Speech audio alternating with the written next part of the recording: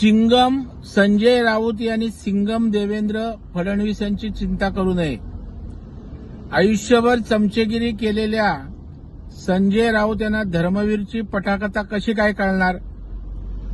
देवेंद्र फडणवीस हे आधुनिक अभिमन्यू आहेत आणि तुमच्यासारखे किती शकुनी मामा आले तरी त्यांना घेरलं तरी ते चक्रव्यूह भेदण्याची क्षमता आज देवेंद्र फडणवीस साहेबांमध्ये आहे.